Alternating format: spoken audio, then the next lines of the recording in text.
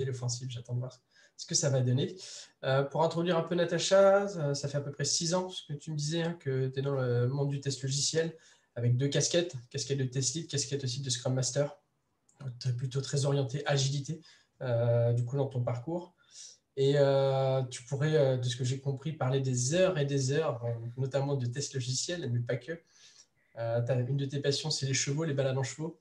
Du coup. Donc, s'il y a d'autres amateurs de balades en chevaux sur le bassin nantais, je pense que tu serais ravi de faire ça avec eux. Tout à fait. Mais ce soir, tu vas nous parler de stratégie de test. Yes. Et du coup, je vais te laisser la main dans quelques secondes. Pour poser vos questions à Natacha, je vais vous partager un lien dans les commentaires. Donc, vous avez qu'à cliquer sur ce lien, mettre un petit pseudo, et après, vous n'avez plus qu'à poser vos questions. Et moi, je les poserai à Natacha à la fin de la présentation. Voilà. Natacha, je te laisse la main. C'est à toi. Merci, Benjamin. Tout d'abord, merci à Benjamin et Ministry of Testing Green de m'accueillir ce soir. Je ne sais pas si vous avez remarqué, mais souvent sur les projets, on a des testeurs ou pas. Parfois, on n'en a pas. Et souvent, on se lance un petit peu à faire du test. On exécute, on conçoit, on automatise. Mais en fait, bien souvent, on a oublié de se poser la bonne question qui est la stratégie de test. Comment on va cadrer nos tests et comment on va communiquer dessus. Du coup, je viens vous parler de stratégie de test. Menons l'offensive. Moi, c'est Natacha, comme Benjamin l'a dit. Je suis Scrum Master et Test Lead chez YouNup et aujourd'hui, j'interviens à la DSI de Pôle emploi. Donc, on va attaquer sans plus tarder. Et du coup, on va commencer par parler stratégie test et qu'est-ce que ça veut dire en théorie la stratégie test, comment c'est défini dans le standard que vous connaissez tous et qui est l'ISTQB. Alors, dans le standard que vous connaissez normalement tous, il y a 3 documents qui existent pour définir la documentation des tests. Il y a la politique de test qui est un document de haut niveau et qui décrit les principes, approches et objectifs majeurs de l'organisation concernant l'activité de test. C'est un peu pompeux, hein, vous ne trouvez pas? En gros, c'est un document qui est écrit au niveau groupe ou entreprise et qui va décrire comment vont se passer les activités de test pour une entreprise. Est-ce qu'on fait appel à une société extérieure? Est-ce qu'on fait ça chez nous? Est-ce que les tests doivent être dans la même équipe doivent être faits dans la même équipe que les développeurs? Est-ce que c'est une équipe à part, etc. Voilà ce qu'est la politique de test. L'ISTQB définit aussi la stratégie de test, donc toujours de façon un peu pompeuse, document de haut niveau définissant pour un programme les niveaux de test à exécuter et les tests dans chacun de ces niveaux pour un ou plusieurs projets. Alors là, ça, c'est de la définition. Hein. Je vous préviens, il faut les apprendre par cœur. À la fin du meet-up, je vous pose la question et vous devez tous me les réciter. Mais en tout cas, la stratégie de test, c'est donc un document qui est écrit pour un programme. Donc, typiquement, si vous intervenez sur un site de e-commerce, pour ce site de e-commerce, qu'il y ait un ou plusieurs projets et équipes qui vont travailler dessus, eh bien, comment vont se passer les tests et quel niveau de test va-t-on réaliser? Est-ce qu'on va réaliser les tests unitaires, les tests d'acceptation, etc. Et comment on va les faire? Il y a un 3e document qui existe et qui s'appelle le plan de test-maître. Le plan de test-maître, c'est le document qui décrit l'étendue, l'approche, les ressources et le planning des activités de test. Donc là, on va encore descendre d'un niveau. Et du coup, pour ce programme, pour ce projet, pour cette équipe, comment on va faire les tests? Donc ça, c'est la théorie ISTQB. Tous ceux qui ont été certifiés ont dû l'apprendre. Ils ont eu une question dessus. Tout se passe bien. Mais nous, on va parler dans la pratique. Et bien souvent, la théorie et la pratique diffèrent un peu. Et bien souvent, dans la pratique, quand on parle stratégie de test, on a un petit peu un mix de ces 3 documents-là. Tout simplement parce que, à part des grosses boîtes qui sont orientées QA, on a très peu de politique de test. Déjà, quand on met du test, on est content. Donc, une politique de test, on n'en parle pas. Et en plus, souvent, on n'écrit pas plan de test, stratégie, politique. On écrit stratégie de test, on mixte tout ça. Et ça nous donne un peu ça. Donc, moi, je vais vous parler d'un document qu'on fait en pratique parce que la théorie, c'est sympa pour passer l'assertif. Mais finalement, ce qui va nous intéresser, c'est ce qu'on fait dans la vraie vie. Et donc, en pratique, comment ça se passe? Eh bien, pour aller toujours dans notre petit thème qui est sur la stratégie et donc la guerre, il nous faut un chef de guerre. Et qui va être notre chef de guerre sur cette stratégie de test? Et moi, vous l'avez bien compris, je suis orientée agilité, plutôt Scrum dans un premier temps. Donc, je vais vous proposer qu'on se place dans une équipe agile. Et dans notre équipe Scrum, qui on a? Ben, on a des développeurs, ça paraît être la base. Hein. Sans développeurs, on ne va pas fournir grande application. On n'est pas sur un meet-up sur l'agilité, donc je ne rentre pas dans les détails. Ops, architecte, tout ce que vous voulez. Je mets développeur. On a un product owner assez classique, tout va bien. On a un Scrum Master, c'est plutôt sympa. On n'est pas obligé de l'avoir, mais comme j'en suis une, je préfère en mettre un parce que sinon, ça, ben, voilà, je ne sers pas à grand-chose. On a un testeur agile. Là, vous vous doutez bien que je commence à me rapprocher de notre cible. Hein. Notre testeur agile, d'habitude, je le mets dans l'équipe de fabrication avec les développeurs, mais là, vous allez voir que ce n'est pas pour rien que je l'ai mis à part. Et comme on est sur une équipe de choc, je vous ai mis un automaticien de test parce que si on est sur un testeur agile qui a autant de compétences techniques que moi, il vaut mieux avoir un automaticien, sinon vous n'allez pas automatiser des masses. Du coup, je vous le donne en mille. Qui va être notre chef de guerre sur cette équipe agile? Ben, c'est le testeur. C'est le testeur qui va être en charge de la stratégie de test, qui va être en charge d'y penser, d'y réfléchir et surtout de communiquer sur cette stratégie. Ça ne veut pas dire que c'est lui qui va réaliser et décider de tout. Bien évidemment, on est en agilité, donc l'idée, c'est de travailler en équipe. Donc, on va consulter les autres personnes, on va consulter les développeurs, l'automaticien, c'est sûr qu'on va le consulter parce que finalement, c'est plus proche du testeur agile, donc c'est avec lui qu'il va travailler au plus près, mais il va aussi consulter son PO. Pour le coup, le Scrum, un petit peu moins, il va être responsable de la méthode Scrum, il va pouvoir aider à faciliter l'échange si besoin, mais pour une fois, on ne va pas trop le solliciter, ça va surtout être PO, développeur, automaticien, mais ça reste notre testeur agile qui est responsable de monter cette stratégie et responsable de communiquer sur la qualité qu'on va mettre sur nos projets. Donc, c'est pour ça que pour moi, notre chef de guerre, c'est bien lui. C'est bien lui qui doit emmener nos troupes aujourd'hui. Donc, on a vu qui était notre chef de guerre. On va continuer à monter notre petit plan de bataille. Et donc, qu'est-ce qu'on va regarder? On va regarder quelles sont nos armes. Quelles armes on a en notre possession pour mener à bien notre stratégie? Eh bien, on a plusieurs armes, deux visions qui sont complémentaires, une un peu plus vieille que l'autre. La sempiternelle pyramide de tests que vous avez à droite, que vous connaissez normalement quasiment tous, qui décrit nos tests unitaires réalisés par nos développeurs, nos tests d'intégration réalisés par les automaticiens, les testeurs et les développeurs, nos tests systèmes qui sont réalisés plutôt par les automaticiens et les testeurs agiles, et puis nos tests d'acceptation où là, on va plus demander au PO d'intervenir, ainsi qu'au testeur agile et l'automaticien si jamais il a vraiment envie de se casser la tête sur l'automatisation d'un test utilisateur parce que là, maintenant, c'est son truc. Ça, c'est la pyramide de tests assez classique que vous connaissez. Il y a le quadrant qui a défini l'USTQB. On le connaît un petit peu moins alors qu'il est important puisque lui, il nous fait intervenir les tests non fonctionnels. Donc, on va avoir notre quadrant 1 qui a les tests unitaires, les tests de composants. Là, on est toujours sur l'automatisation, hein, le test unitaire. Si un jour vous entendez parler de quelqu'un qui vous dit « ça serait bien qu'on automatise les tests unitaires », ça m'arrangerait parce que sinon, ça veut dire que ce n'est pas des tests unitaires. Hein. Le test unitaire pas automatisé, on ne connaît pas. C'est le test du développeur dans son code. Le test de composants, pareil, ça va être en général le développeur, voire l'automaticien qui peut l'aider là-dessus. On remonte un petit peu le quadrant 2 avec le test fonctionnel et le test de story qui va être réalisé en général par votre testeur agile, aidé un petit peu de votre PO. Le test exploratoire, qui est un grand sujet que j'aime beaucoup, qui est réalisé normalement par le testeur agile, le PO et des utilisateurs si vous en avez, mais en fait, tout le monde peut faire du test explorateur et même encore mieux, si tout le monde en fait sur un projet, on touche encore plus au but, on améliore notre qualité. Et bien nos tests non fonctionnels qu'on oublie bien souvent dans les stratégies, hein, il faut les mettre. Les tests de charge, les tests de performance et les tests de sécu, il faut les mettre dans la stratégie test, mais il faut aussi les mettre si on ne les fait pas. On a le droit de ne pas en faire, on a le droit de faire le choix de ne pas en faire. Ça va dépendre de l'équipe, encore une fois. mais surtout, on va expliquer pourquoi on ne les fait pas. Encore une fois, la stratégie test, c'est votre document qui va cadrer vos tests, mais qui va aussi vous servir à communiquer sur la valeur que vous apportez au niveau des tests sur vos projets. Et donc, la valeur, c'est ce qu'on fait, c'est ce qu'on produit, mais c'est aussi expliquer pourquoi on ne produit pas quelque chose, tout simplement comme ça, en expliquant qu'on ne le produit pas et pourquoi on ne le produit pas.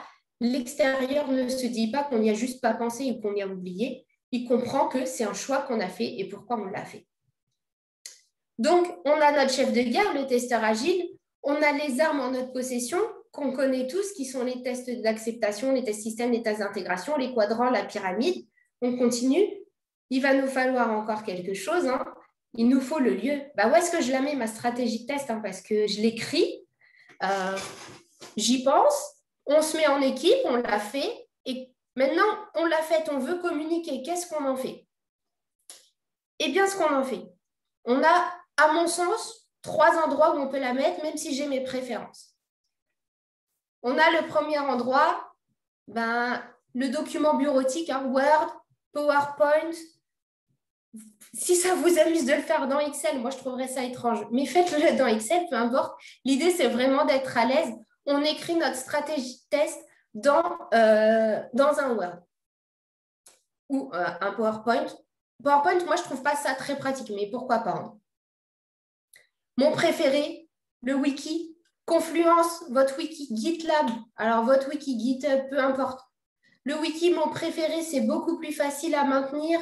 On met à jour, les développeurs y ont accès, les personnes qui ont accès au wiki ont accès à notre stratégie de test. Elle est accessible très facilement, ça gère le versionning, ça gère la mise à jour. En plus, si vous êtes sur un environnement Confluence, Jira, vous avez vos US, vos bugs, votre stratégie de test, tout est au même endroit. Si vous avez mis X-Ray, c'est encore mieux, on rajoute encore plus.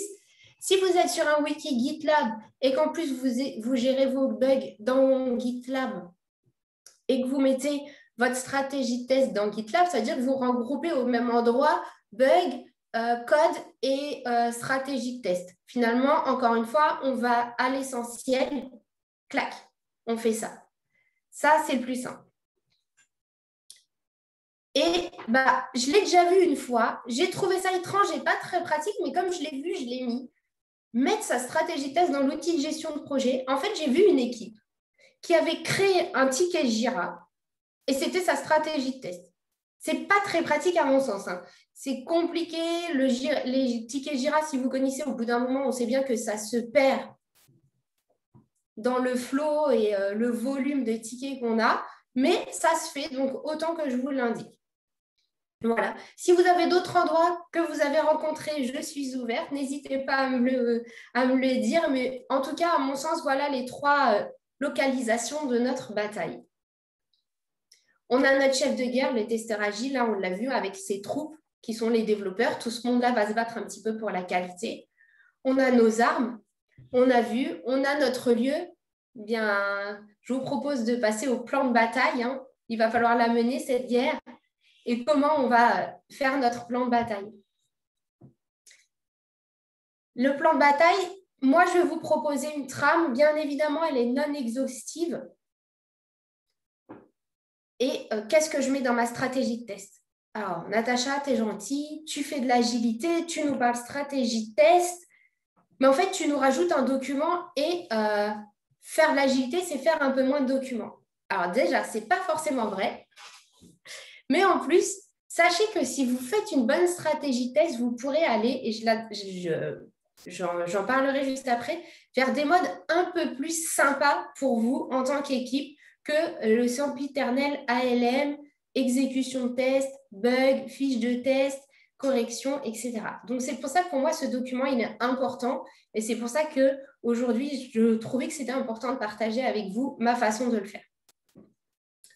Donc, comme c'est un document qui communique sur la qualité et qui me permet aussi de communiquer à l'extérieur de mon équipe sur la qualité que je vais apporter à l'application et sur laquelle mon équipe s'engage. Cette qualité, on s'engage dessus. On s'engage à apporter ce niveau de qualité. Je vais quand même dire que c'est pour ça que je l'ai fait, ma stratégie de test. Je vais dire à quoi elle me sert. Parce que sinon, c'est juste un document comme un autre. Je suis sympa, je vais quand même dire à tout le monde que mes tests, je vais les faire à partir des US, des specs, etc. Mais en tout cas, si vous faites de la JDR, en général, ça va plus être des US. Et je vais donner les documents de référence. On voit encore certaines équipes agiles qui continuent à faire des spécifications techniques, des spécifications fonctionnelles, des analyses. Bref, peu importe, on dit quels sont nos documents de référence. Une fois que j'ai fait ça, je suis sympa, je présente un petit peu le projet. Alors forcément, il est rappelé dans tous les documents. Mais si jamais ça pouvait arriver, quelqu'un arrive sur le projet et il se dit « Ouais, moi, j'ai envie de voir qu'un document dans cette équipe. Et comme je suis un peu bizarre, moi, le seul document que je veux lire, c'est la stratégie de test. » Vous serez d'accord avec moi que c'est quelqu'un d'un peu chelou parce que si c'est le seul document qu'il a envie de lire, je ne comprends pas pourquoi ce serait la stratégie de test, mais sait-on jamais. Donc, je lui présente quand même rapidement le projet. Je ne fais pas une Bible, hein. J'en fais pas 4 pages, mais 2 paragraphes. À quoi il sert? C'est un site de e-commerce qui va servir à vendre des peluches d'1,50 m à des enfants, voilà, par exemple. Donc, le contexte du projet, je le mets. Et après, j'attaque le cœur du sujet, hein, le cœur de la bataille, le processus de test. Qu'est-ce qui va passer? Les contraintes et risques liés au projet, mes contraintes en ressources humaines, moi, je vous ai décrit l'équipe un peu parfaite. J'ai un automaticien test, un testeur agile, des développeurs, un PO, un Scrum. J'ai quasiment toutes les personnes dont je rêve, mais on sait très bien que dans des méthodes agiles où on nous demande de délivrer de plus en plus rapidement et de plus en plus régulièrement, on arrive encore trop souvent avec des équipes où on n'a pas la moitié des ressources ou alors les ressources n'ont pas les compétences qu'il faut. Et on ne peut pas répondre à ce besoin. Donc, du coup, autant le mettre dans la stratégie de test. Hein. Typiquement, quand moi, j'arrive sur un projet et qu'on me dit « Natacha, il faut automatiser », j'ai toujours un petit temps d'arrêt parce que moi, je ne suis pas automaticienne. Et là, je me dis « c'est compliqué, je n'ai pas la compétence et il faut que je m'automatise demain. Je n'ai même pas le temps de monter en compétence. Comment on fait ?» Donc là, c'est une contrainte pour mon projet. Je le note. Une contrainte de temps. La contrainte de temps, ça va être tout simplement si vous fonctionnez sur des sprints de 2 semaines, de 1 semaine, d'un mois, de 3 semaines, peu importe. On le note. Et pourquoi on le note? Parce qu'en fait, notre stratégie test, on a 2 solutions. Et moi, je suis un petit peu feignante. C'est mon côté un petit peu travailleuse dans l'IT, quoi. Je n'ai pas envie de faire une stratégie test à tous les sprints. Parce que quand même, de la doc pour de la doc, ça ne m'intéresse pas trop. Donc, en fait, je décide, mais c'est un choix que je fais, de faire une stratégie test pour la totalité du projet ou pour la release. Ce qui fait que je vais la mettre à jour au fur et à mesure des sprints, mais je ne vais pas mettre dans ma stratégie de test agile la totalité des tests que je vais passer comme on a pu avoir l'habitude de faire par le passé sur des cycles en V où à chaque lot livré, on fait une stratégie qui décrit carrément chaque scénario qui va être passé de test. On en a des pages, ça n'en finit pas. Ça prend 4 heures à être pensé, ça prend 3 jours à être rédigé, c'est impossible. Là, on est agile, on documente correctement le projet sans en faire des caisses non plus. Donc, on essaye de la faire une fois pour le projet ou une fois pour la release. On est déjà pas mal. Et donc, on donne notre contrainte temporelle. Et notre contrainte organisationnelle, est-ce que notre testeur agile va faire des tests? Est-ce que le PO va faire des tests? Etc. Et puis, une fois qu'on a déterminé ça, on va quand même décider, est-ce qu'on tient un référentiel de test? Est-ce qu'on a un ALM? Est-ce qu'on n'en a pas? On a le droit de ne pas en avoir. Hein. On a des mouvances qui arrivent de plus en plus, qui sont de plus en plus intéressantes, qui est de s'en passer un petit peu.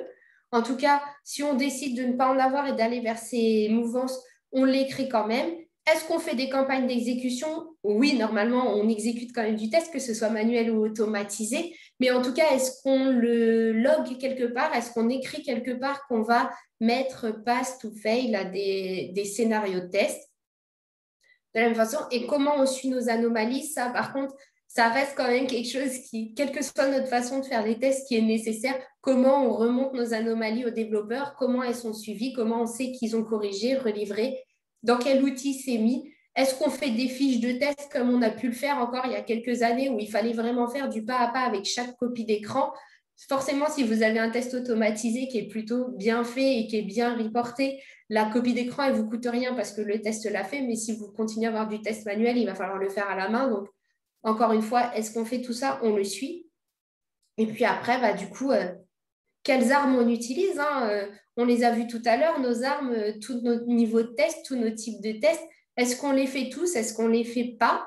En tout cas, moi, ce que je préconise encore une fois, puisqu'il s'agit aussi de communiquer et de documenter notre projet, je préconise de mettre tous les types de tests et puis de dire pour chaque test, oui, ceux-là, on les réalise et voilà dans quelles conditions on les réalise et non, ceux-là, on ne les réalise pas parce que, voilà, typiquement, aujourd'hui, je travaille sur un projet, moi, où on a décidé de ne pas faire de tests de performance parce que on a une application qui va toucher très peu d'utilisateurs. Donc, en fait, on n'aura jamais 1000 connexions en même temps. On va se retrouver avec peut-être 80 connexions en même temps sur notre application. Il n'y a pas d'intérêt pour le coup à faire de la performance sur une appli qui a derrière un gros pipeline, des bons environnements et tout ça. Ce serait vraiment griller du budget. Mais en tout cas, on l'a écrit dans notre stratégie de test. Et comme ça, si jamais quelqu'un se pose la question un jour, il arrive, il le sait, il le lit, c'est écrit, il sait pourquoi. Quels environnements on va utiliser? Encore une fois, on est dans une mouvance où on utilise de moins en moins d'environnements de test. Et du coup, mettons-le. Et pareil, est-ce que vous êtes sur des projets où vos tests automatisés vont passer sur tous les environnements, dans les pipelines? Est-ce qu'on passe que certains niveaux de tests sur certains environnements? Est-ce qu'on fait que du shift left? Est-ce qu'on fait du shift right? Et du coup, on passe des tests automatisés en prod? Voilà, il faut le noter tout ça et c'est la stratégie de test qui va le porter. Le reporting des tests, encore une fois, on en fait, on n'en fait pas. Soit vous avez la chance d'être sur le projet sur lequel je suis aujourd'hui et du coup, on n'en fait pas parce qu'on fait confiance au testeur et si le testeur dit non, mais c'est bon, la confiance est OK, machin, et ben, on n'a pas besoin d'avoir les chiffres. Si vous avez un peu moins de chance et que du coup, vous avez un projet où on vous demande quand même d'avoir des chiffres, on a passé tant de tests et puis on en a eu tant d'anomalies et machin et tout ça, bah, du coup, il va falloir aussi documenter votre reporting, de quelle façon il sera fait. En tout cas, moi, aujourd'hui, j'ai quand même le paragraphe reporting dans ma stratégie de test, tout simplement parce que mes tests automatisés me remontent un rapport de test via Serenity à chaque fois qu'ils passent. Donc, en fait, ne serait-ce que fournir ces rapports-là, c'est important, ou en tout cas dire qu'ils sont disponibles à tel endroit sur le projet. J'ai mon plan de bataille, j'ai mon chef de guerre, j'ai mes armes, j'ai le lieu de ma bataille. Je vais vouloir faire un petit focus, on en a parlé, les nouvelles armes qu'on a à disposition. Je sais que c'est un grand débat, un grand sujet en ce moment et du coup, ça m'a paru important d'en parler avec vous, surtout qu'on est entre experts. Et du coup, les nouvelles armes, je pense que vous voyez déjà un petit peu de quoi je parle. Je vais parler du no test case, du full exploratory testing et du pair testing. Là, on est sur les grandes mouvances en agilité. On arrive dessus, on y arrive de plus en plus à faire comprendre. Donc, le no test case, le fait de ne pas avoir forcément d'ALM pour maintenir nos référentiels de test, ça ne veut pas dire qu'on ne conçoit pas de test, ça ne veut pas dire qu'on n'en rédige pas. Si c'est nécessaire, on le fait. Mais en tout cas, a-t-on vraiment encore besoin en agilité de consigner nos tests dans un ALM, un squash, peu importe le nom de l'outil, mais bref, un ALM en général, alors qu'on automatise de plus en plus, que nos tests automatisés donnent une documentation tout à fait vivante. Voilà, je ne sais pas, chacun fait son choix, mais si vous avez des projets où vous fonctionnez comme ça, je vous invite à noter ça dans vos stratégies de test. Tout simplement, ça expliquera aux gens qui souvent ne connaissent pas ces mots-là. Si on n'est pas dans le test, on ne les connaît pas. Et du coup, on va se dire, mais en fait, le testeur, il ne maintient pas de référentiel, c'est la catastrophe, on perd de la connaissance, on n'est pas au top. Non, en fait, c'est juste que on a décidé de fonctionner comme ça. En termes d'équipe, on décide de fonctionner comme ça. On le met dans la stratégie test et hop, tout le monde va mieux parce qu'en fait, en lisant notre stratégie test, on sait ce qu'on fait sur ce projet. Le full exploratory testing, moi, j'adore. J'en fais le plus possible. Pour moi, le test exploratoire, c'est le fonds de commerce du testeur agile aujourd'hui, puisqu'on automatise de plus en plus. On peut laisser le testeur agile avoir des activités à plus haute valeur ajoutée que celle de répéter éternellement les mêmes scénarios. Ça, on le laisse à l'automatisation et du coup au pauvre automaticien qui doit le faire et le maintenir. Mais du coup, le testeur agile, il fait du test exploratoire en permanence de la même façon que vous en fassiez peu, pas du tout ou en permanence. On le met dans notre stratégie de test. Et si vous faites du test exploratoire sur la base d'une checklist, on explique qu'on le fait sur la base d'une checklist et puis on met à part, pas de souci, mais par contre, on l'écrit dans la stratégie test. Encore une fois, le principe, documenter le projet. Le pair testing, c'est aussi quelque chose que je fais, je ne sais pas si vous connaissez, mais en fait, pourquoi est-ce qu'aujourd'hui, les développeurs ont le droit de faire du pair programming et nous, on n'aurait pas le droit de faire du pair testing? Moi, je vous pose la question. Eh ben, je trouve que ce n'est pas juste parce qu'en fait, ça nous fait quand même vraiment améliorer la qualité de nos projets.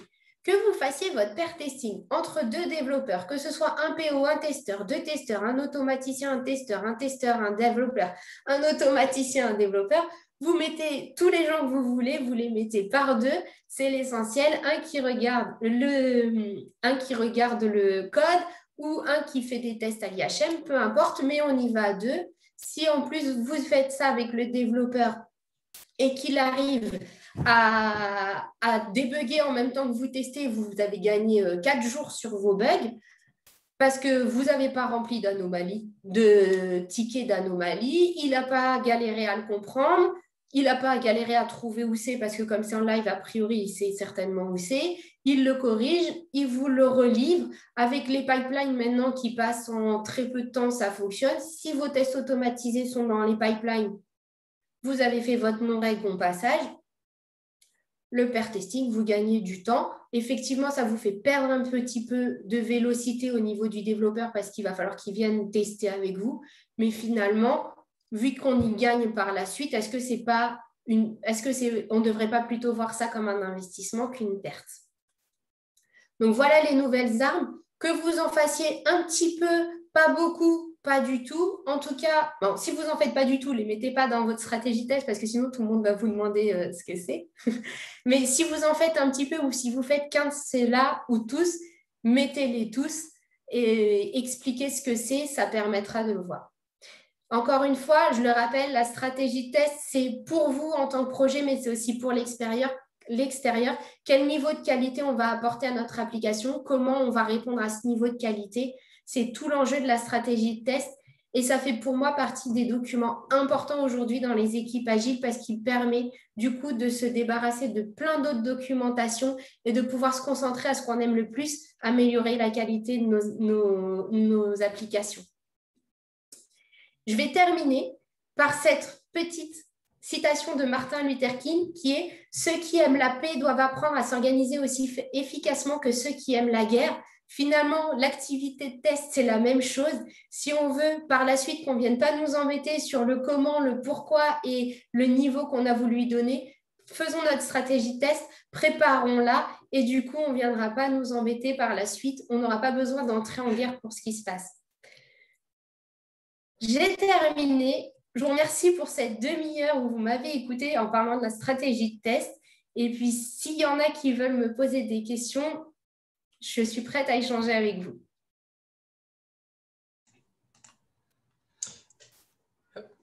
Merci Natacha. Merci pour cette belle présentation. Il y a quelques questions. Ouais. T'es prête à les écouter? Ouais, tu ne les verras pas, je vais te les lire. Ah, vas-y. T'inquiète pas, comme ça, tu as juste à répondre. Allez, je les prends dans l'ordre. La première, pourquoi le vocabulaire de guerre, tiens? En fait, attendez, je vais vous couper le partage d'écran, comme ça je vais vous voir, ce sera plus sympa pour ceux qui ont remis leur caméra. J'ai pris le vocabulaire de guerre parce qu'en fait, stratégie de test, moi, quand j'ai entendu stratégie, je me suis dit, mais on dirait des gens qui se préparent à aller à la guerre, en fait. On dirait une équipe qui se dit, ah là là, il y a un truc à jouer, il faut vraiment qu'on se batte, et du coup, on fait une stratégie de test, et voilà, c'est tout simple. Ah, c'est marrant, ça me fait penser à d'anciens rôles que j'ai pu avoir, effectivement. On sentait qu'il y avait une bataille à gagner et malheureusement, on ne les gagnez pas Ça. souvent. C'est dommage parce que ce n'est pas du tout l'esprit. En agilité, en tout cas, ce n'est pas du tout l'esprit. Non, c'est ça. Justement, de vouloir faire la bataille, au contraire. Mais du coup, on la prépare, comme ça, on ne la fait pas. Deuxième question, as-tu des conseils sur le décommissionnement d'un ALM quand les critères d'acceptance sont de meilleure qualité et quand l'automatisation est faite de plus en plus tôt? Alors du coup, moi, ce que je conseille, et c'est ce que j'ai fait en tout cas sur mon projet, dans un premier temps, c'est aujourd'hui très compliqué pour les managers qui gèrent du test de se dire qu'ils vont perdre un ALM parce que c'est ce qu'ils connaissent. Du coup, ce que je propose, c'est dans un premier temps, sur quelques sprints, maintenir les deux en fait. Continuer à maintenir l'ALM et en fait, petit montrer aux managers que finalement, ce qu'il y a dans les ALM, c'est exactement la même chose que ce que nous apportent les tests automatisés et que finalement, ça nous fait perdre du temps. Et en fait, on va se rendre compte que d'eux-mêmes, ils vont se dire, mais on n'a pas besoin d'avoir double information. Donc, en fait, passer sur ces phases, toujours quand on fait un changement, passer sur des phases qui sont un peu plus lourdes, mais qui permettent de faire des transitions dans la douceur plutôt que dans la douleur. Ouais, y aller pas à pas. Oui. Du coup. Question suivante, comment concilier pyramide de test et stratégie? C'est dur, hein. En fait, il faut déjà éduquer les développeurs au test. Leur faire comprendre que le test, ce n'est pas juste pour les embêter et qu'en fait, ils en font partie intégrante. Ils font partie intégrante du test. De plus en plus, on a de la chance avec les développeurs qui sortent des écoles. On leur apprend à faire du test unitaire, on leur apprend à faire du test d'intégration, donc ça leur paraît plus normal de le faire. Mais pour ceux qui ont un petit peu plus de background, c'est compliqué parce qu'on ne leur a jamais dit de faire du test avant, sauf depuis quelques années, on commence à les embêter. Du coup, il faut leur montrer la pyramide et leur expliquer qu'ils sont en bas. Et ensuite, on leur dit, OK, mais c'est pour ça que tu vas être dans la stratégie parce que tu fais du test même si tu es développeur. Donc, c'est comme ça pour moi qu'on intègre la pyramide tranquillement dans la stratégie. Et après, rien n'empêche de la mettre en tant que graphique dans la stratégie. Rien ne vous empêche de faire ça.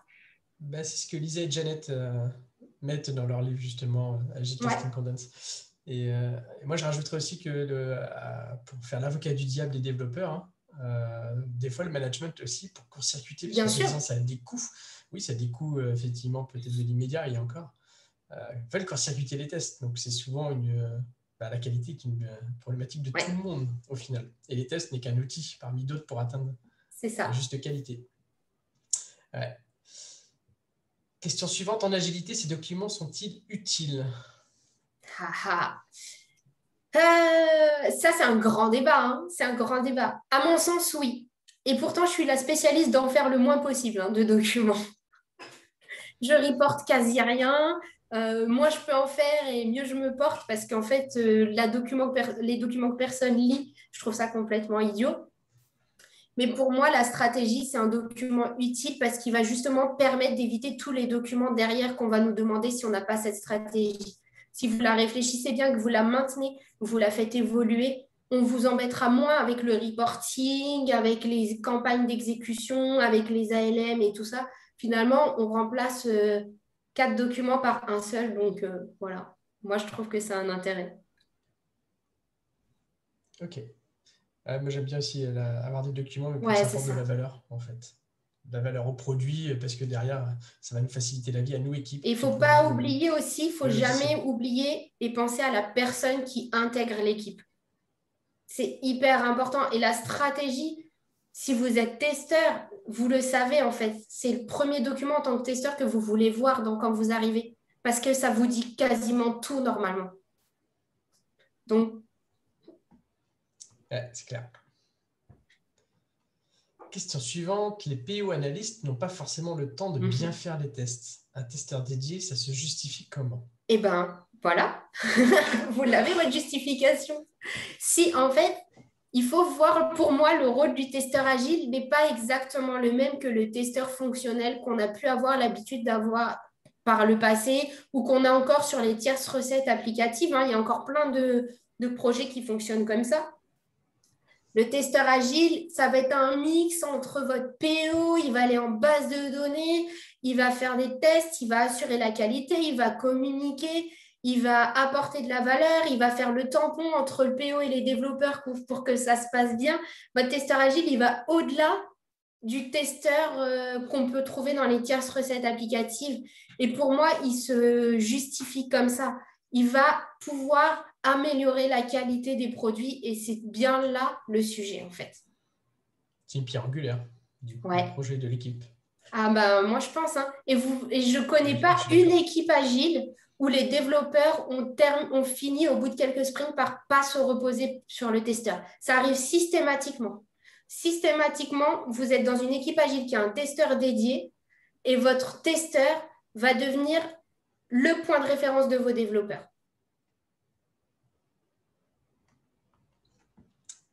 Ça marche. Question suivante, il en reste quelques-unes, on a encore un peu de temps. Quelle est la différence entre un testeur agile et un automaticien de test? Pour moi, l'automaticien est avant tout un testeur. Ça, c'est mon parti pris à moi. Par contre, comme j'ai aussi un autre parti pris et que je ne suis pas du tout technique et que je ne sais pas faire 2 lignes de code, je ne suis pas automaticienne. Donc, je vais me considérer comme testeur agile. Mais on peut très bien être les deux. Par contre, je vais différencier, moi, en tout cas, c'est moi, mais c'est lié à moi. Un testeur agile, ça va être quelqu'un qui ne va vraiment pas faire d'automatisation. Sinon, je vais parler d'un testeur automaticien, il aura les 2 casquettes. Mais ça, c'est parce que moi, je ne suis pas capable de le faire, je le reconnais. Mais un automaticien doit bien avoir les mêmes compétences qu'un testeur agile, à mon sens. C'est moche pour les automaticiens. C'est là, je pense qu'il faut distinguer en fait la personne des rôles et ses compétences des rôles dont l'équipe a besoin.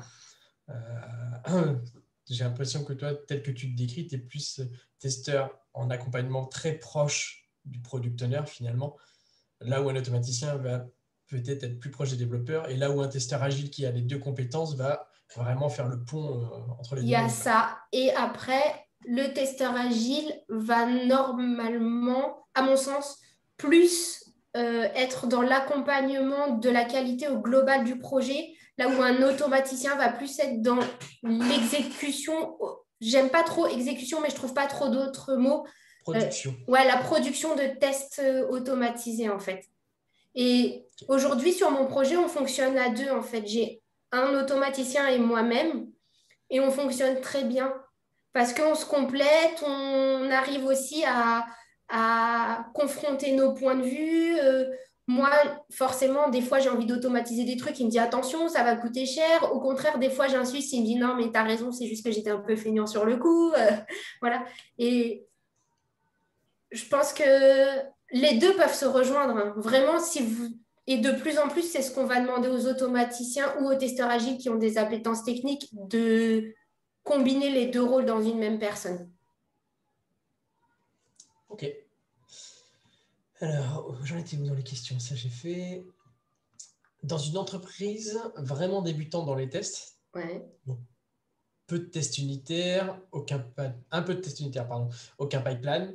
Par où commencerais-tu pour avoir le plus d'impact? Des tests end-to-end, des tests d'intégration, des tests automatiques. Je vais le traduire, c'est écrit en anglais.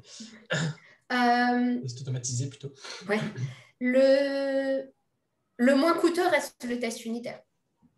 Le moins coûteux, ça reste le test unitaire. Le développeur, ça lui prend juste 3 secondes de plus à mettre dans ses... c'est moche, hein, je dis juste 3 secondes, c'est pas vrai, mais ça lui prend peu de temps. Donc, c'est ce qui sera plus simple à mettre en place et qui coûtera le moins à l'entreprise. Maintenant, on n'a pas besoin d'un testeur pour ça. Hein. Les développeurs, ils n'ont pas besoin d'un testeur pour leur apprendre à faire des tests unitaires. Donc, moi, c'est là que je mettrai l'accent en premier.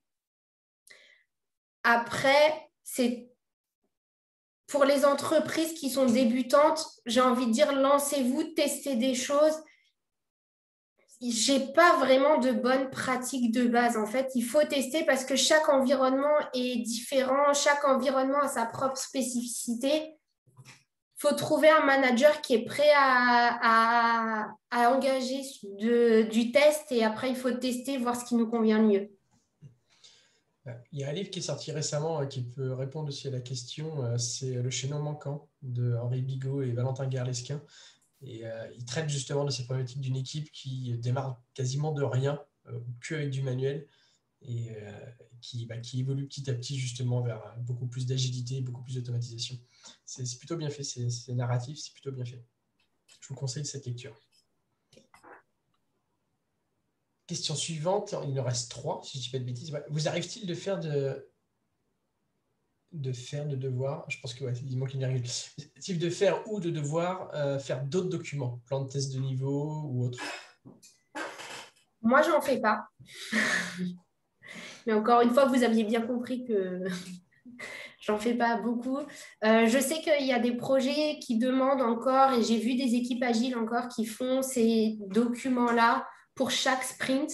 Mais en fait, c'est quand même très lourd à faire et très long pour peu d'impact parce que c'est pas lu. Donc, encore une fois, pour moi, faites intelligemment, qui demande le moins de coûts de maintien, parce que les documents, ça se maintient, hein. On parle du maintien de code, mais la documentation, ça se maintient. Et si c'est vraiment nécessaire, faites-le. Mais je pense que si vous détaillez suffisamment votre stratégie de test, vous n'en avez pas besoin. On peut rappeler un des principes agiles, hein. Un produit opérationnel plus qu'une documentation C'est exhaustive. ça. Ça ne veut pas dire pas de documentation. C'est faites la documentation qui vous est utile pour produire ce logiciel qui fonctionne. C'est ça. Si elle n'est pas lue, c'est qu'elle ne sert pas.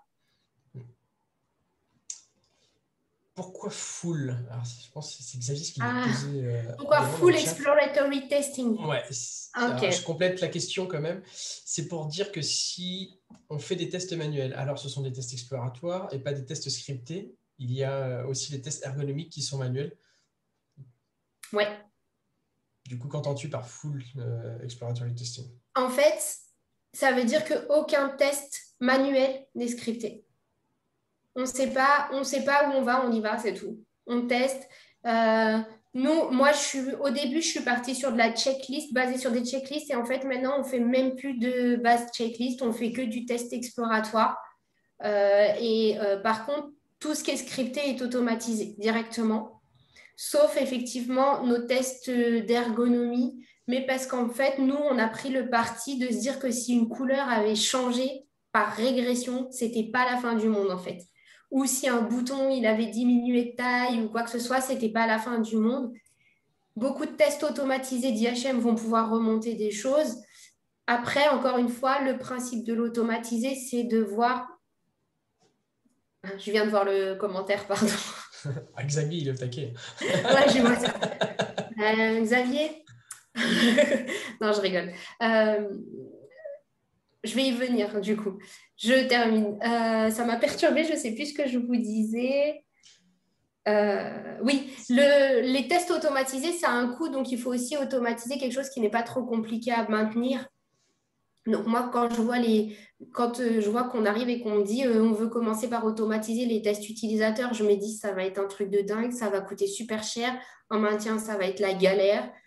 Quand ça va bugger, il va nous falloir 4 heures d'analyse parce qu'on ne va pas savoir d'où ça vient. Je pense que beaucoup d'entre vous connaissent le fameux test de bout en bout qui traverse 4 applis et qu'on veut automatiser. Il passe par 5 profils différents. C'est horrible. Faites du test exploratoire, vous le ferez plus vite, vous tomberez plus vite sur le bug, vous l'analyserez plus vite. Automatisez ce qui est bas. Donc, c'est pour ça que moi, je parle de full exploratory, c'est tout le test manuel n'est fait qu'en exploratoire. Et tout ce qui est automatisé et scripté. Okay. Mais tu t'appuies quand même sur des techniques d'exploration. Donc, tu as parlé des checklists qui peuvent aider au début, ouais. à ça. Tu as aussi le SBTM qui permet de structurer un petit peu tes sessions, notamment quand tu as des besoins de reporting avec des contraintes légales parfois, en termes de preuves. Tu utilises ce genre de choses quand même ou tu fais vraiment du pur full exploratoire ad hoc? Non, je fais du pur de pur, moi. Je suis une dingo. Non, mais parce qu'après, je suis aussi arrivée à un niveau de maturité dans le projet où on a confiance dans les tests qui sont réalisés, dans les tests qui sont automatisés. On a confiance dans ce que je peux reporter. Et quand je dis que je suis confiante pour la livraison, on me croit. Quand je dis que je ne suis pas confiante, on me croit. Donc, c'est aussi un niveau de maturité à atteindre qui se travaille, hein, qui est long. Mais quand vous l'avez atteint, c'est confort pour beaucoup de monde dans l'équipe. Là, tu rappelles un des principes de test, hein, c'est le test dépend du contexte. C'est ça. Et tous les projets ne pourront pas se payer ce luxe-là. Non, c'est ça. J'ai de la chance. Et j'ai la dernière. Alors, non, on va compléter avec la question quand même de Xavier sur l'ergonomie. Justement, qui n'est pas L'ergonomie. que le rendu visuel. Ouais. Il te challenge sur ta réponse. Ouais, il me challenge. Je sais pas trop comment y répondre en fait, Xavier. Je suis un peu désolée parce que qu'est-ce que toi tu entends par ergonomie du coup? Vu que Bah, c'est assez subjectif. moi, j'y mettrais l'accès. À titre personnel, je ne suis pas en train de dire tout le chat, parce que sinon j'en ai pour des heures, mais Ouais. je les vois que ça bouge dans tous les sens là. Mais j'y mettrais l'accessibilité, par exemple. Ah Tout ouais, alors dépend. l'accessibilité, Les on a des contraintes tests parfois spéciaux. légales Ouais. d'accessibilité avec les nouvelles normes. Elles ne sont pas si nouvelles que ça, mais avec les normes liées à l'accessibilité, bah, donc ça peut rentrer dans une forme d'ergonomie. Ouais. C'est pas que ça non plus, mais Ok. Alors l'accessibilité, alors je crois que l'outil s'appelle Tanaguru, le plus connu qui est open source. Et, euh, et pareil, ça pour moi, forcément, du coup, si vous avez une obligation légale, c'est compliqué de le faire en full exploratory testing. En fait, dès que vous avez des contraintes comme ça devient compliqué. Vous êtes obligé de scripter puisque vous êtes obligé de faire un compte rendu. Du coup, ça dépend du contexte, effectivement. Maintenant, je n'ai pas assez de connaissances pour vous dire si on peut automatiser ce type de test-là. Je ne me prononce pas quand je ne sais pas. bah, ça dépend des mécanismes qui sont mis en œuvre. Mais pour du pur visuel, aujourd'hui, la société d'Angie Jones, Apply Tools, cherche à répondre à cette problématique-là, par exemple, avec Ok. leur outil. Faire de la pure comparaison pixel par pixel en ciblant des zones géographiques bien particulières. Et c'est du pur visual testing, pour automation Ok. visual testing. Alors, j'ai une question d'une personne qui s'excuse pour le retard, Pas de souci. mais c'est pas grave. Comment convaincre une équipe agile de rédiger sa stratégie quand elle dit haut et fort qu'elle n'a pas le temps, même si le coach test lui propose de le faire avec elle? Ça semble le grand vécu, ça. Ça sent le trauma même. Euh, en fait, non, en fait, ce qu'il faudrait savoir, c'est déjà, est-ce qu'il y a un Scrum dans cette équipe? S'il y a un coach test, parce que finalement, la stratégie de test, ça se fait au même titre que lorsque vous faites votre definition of ready, votre definition of done. C'est un process d'équipe, c'est une règle d'équipe hein, que vous allez mettre en place. Donc, normalement, il n'y a pas à être d'accord ou pas. En fait, on décide de le faire en tant qu'équipe ou pas. En tout cas, moi, si je devais argumenter face à une équipe qui n'a pas envie de le faire, je mettrais vraiment en avant le fait que c'est communiquer vers l'extérieur, communiquer à l'intérieur, avoir des règles de vie, de test communes à l'équipe et du coup se soulager pour le reste et apporter une valeur en plus à notre projet. C'est les arguments que j'avancerai. Après, comme dans toute équipe, agile ou non, et comme toute activité, test ou non, quand vous avez des gens qui ne veulent pas, juste parce qu'ils ne veulent pas, c'est très compliqué. Ouais, justement, moi, je conseillerais à la personne qui a posé la question, pour compléter ta réponse, d'essayer de comprendre pourquoi. Pourquoi lui, il veut mettre en place sa stratégie, donc point de vue pour les autres, et pourquoi eux ne veulent pas le mettre en place. Et essayer d'énumérer un petit peu les points positifs d'un côté, les points négatifs de l'autre, et factuellement, à la fin, se dire, maintenant, qu'est-ce qu'on fait concrètement? Et avoir une vraie décision d'équipe. Et puis, si après-demain, la décision est de dire, il n'y a pas, on n'en fait pas, et puis, il se passe un événement qui, dans une rétro, pointe directement un point que Exact. la stratégie aurait permis d'éviter. Et bien là, moi, en tant que coach, j'essaie de ramener en fait Ça. ce loupé-là à un outil qui aurait pu nous permettre d'éviter cela en mode vraiment rétrospectif, quoi. Mais Tout je à fait. rejoins, par contre, si l'équipe n'a vraiment pas besoin, ne ressent pas le besoin, et il n'y a rien qui justifie de le faire, il ne faut peut-être pas s'acharner à vouloir le faire. Non, c'est ça. C'est Et je te pas rejoins simple, sur hein. la rétro. Hein. Je te rejoins sur la rétro. Utilisez en tant que testeur vos rétros. Hein. C'est pas que pour les développeurs. Donc, utilisez-les. C'est fait pour améliorer. C'est de l'amélioration continue d'équipe et le testeur fait partie de l'équipe. Là, Ben, voilà. je crois qu'on a fait le tour des questions. Oh, ça Ça va. tombe bien, il est 52, on est on time. Parfait. Je regarde quand même pour ne pas dire de bêtises. Non, ouais, c'est bon. Bon, on a fait le tour des questions. Pas d'autres questions dans le chat au cas où il y en aura quelqu'une qui se serait glissée. Ouais, Xavier, il a trollé le chat aussi. Ouais, il y a plein de sources très intéressantes. Ah, Bon, on va apparemment, pouvoir. si. Il y en a Si, une qui a été ratée. je la vois pas. Bah, je sais pas, c'est quelqu'un qui se manifeste en disant qu'on a oublié sa question.